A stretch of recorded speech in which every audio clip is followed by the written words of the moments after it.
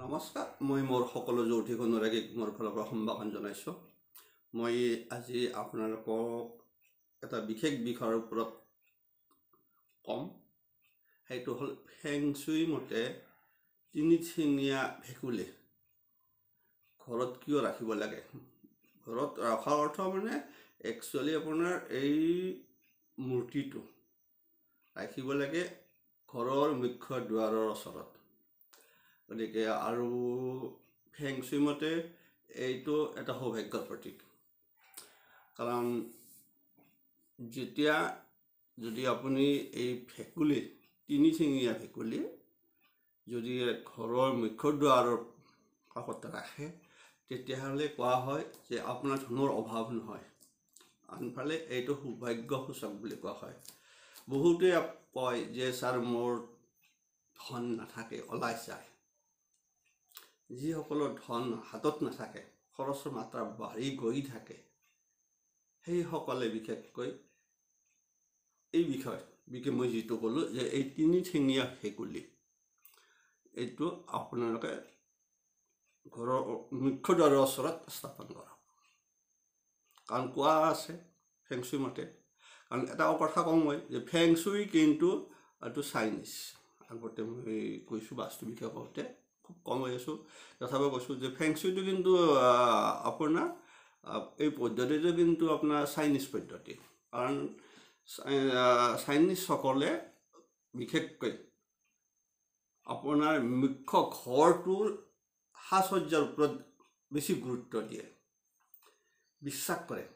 ঘৰৰ বস্তু যিবিলাক বিষয়, ঘৰৰ ভিতৰৰ সাজ সজ্জা, কিছুমান কি বস্তু ৰাখিলে, কোনটো বস্তু ক'ত ৰাখিলে কি ভাল হয়, সেইবিলাক ফেং চুই মতে আপোনাৰ নিৰ্ধাৰণ কৰি থৈ দিছে চাইনিজসকলৰ।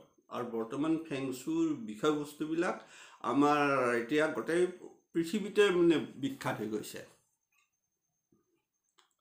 আপোনালোকে মই মাত্ৰ এটা কথা কৈছোঁ, তাৰ আগতে কোনোবা এটা কৈছিলোঁ মই যে কাছৰ মূৰ্তি ৰাখা, যে কাছৰ মূৰ্তি যদি ৰাখে সেইটো আপুনি কৈছোঁ যে হয়তো আপোনালোকে যদি কোনোবাই ৰাখিছে, যদি গম নোপোৱাকৈ ৰাখিছে, তেনে মই এতিয়াও কৈ দিছোঁ সেই কাছৰ মূৰ্তি কিন্তু আপোনাৰ বিশেষকৈ আপোনাৰ ড্ৰয়িং ৰুমৰ উত্তৰ দিশত ৰাখিব লাগে। একেই কিন্তু সেইটো একে কথা হ'ল এইটোৱে কৈছোঁ যে সেইটো কিন্তু সৌভাগ্য। কাছৰ মূৰ্তি ৰখাটো এটা আপোনাৰ সৌভাগ্যৰ প্ৰতীক। বিশেষকৈ যিসকলে টকা পইচাৰ লেনদেন কৰি থাকে সেইসকলে ৰখাটো ভাল। ঠিক সেইদৰে আপোনাৰ ভেকুলীটো তিনিঠেঙীয়া ভেকুলীটো ঠিক সেনেকুৱাই, প্ৰায় একে ফল, সৌভাগ্যৰ প্ৰতীক ফেং চুই মতে। আৰু এই তিনিঠেঙীয়া ভেকুলীৰ কথা হ'ল এই মূৰ্তিটোৰ যিটো আপোনালোকে পায় আৰু বজাৰত কিনিব পায়, আজিকালি য'তে ত'তে পাব। নাপায় যদি আপোনালোকে সিহঁত কিনিব, আমাজনত কিনিব, অনলাইনত পায়, বেছি দাম নহয়। আমাৰ ভাবে কি বহুত দাম পৰিব নেকি, বহুত দাম নহয়। আপোনালোকে বৰ বেছি 350 পৰা 700 ভিতৰত পাই যাব। যদি বেছি টকা পইচা নাই আপুনি 300 কিনক, বেছি কোনোবাই যদি ভাল অলপ ল'ব খোজে তেতিয়াহ'লে আপোনালোকে যিটো 700 টকাত পায়, 600-700 সেইকেইটা লওক, সেই কিনক, অনলাইনত ৰাখক। যিটো পইচা গৈয়ে থাকে, বাহিৰ ওলাই থাকে। গতিকে মই কৈছোঁ যদি কথা হ'লে এই ভেকুলীটোৰ মুখত কৈছে যে এইকাৰণে কয় যে মুখত মুদ্ৰা থাকে। আৰু মুদ্ৰাটো সেইটো কিন্তু যিটো মুদ্ৰা ৰ'ব, আমাৰ ইণ্ডিয়ান মুদ্ৰা নহয়, এইটো চাইনিজ মুদ্ৰাই।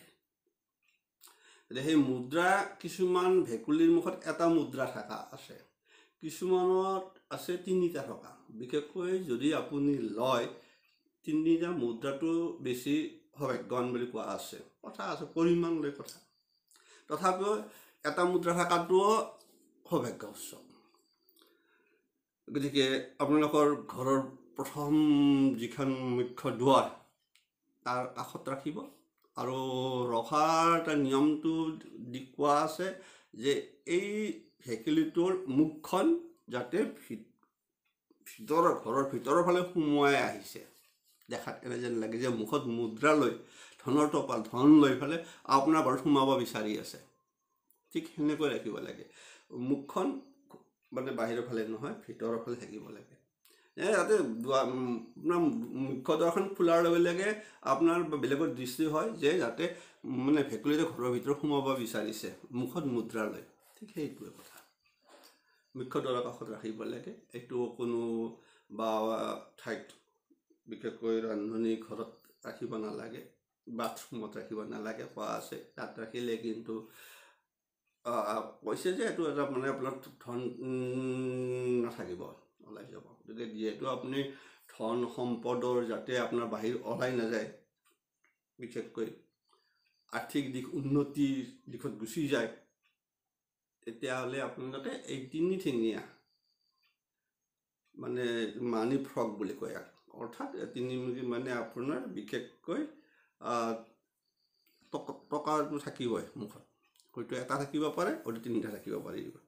গতিকে সেনেকুৱা কিনি ল'ব, কিনি ল'লে মই কোৱাৰ নিচিনা তাত থৈ দিয়কচোন, চাওক, খৰচ কৰক। যিসকল টকা পইচা ওলাই যায়, সমস্যা টকা পইচা সমস্যাৰ যিসকলে ভুগি আছে, সেইসকলে এই তিনিঠেঙীয়া ভেকুলী এটা ৰাখি আপোনালোকে তাত সুন্দৰভাৱে সজাই থৈ দিয়ক। এইটো বিশেষকৈ চাইনিজ ফেংচুই মতে খুব ভাল। গতিকে আপোনালোকক মই কৈ থৈ দিলোঁ, চাওকচোন। গতিকে কিনিব পায়, বজাৰতো পায় আজিকালি। আৰু নাপায় যদিও আপোনালোকে চাব পাৰে।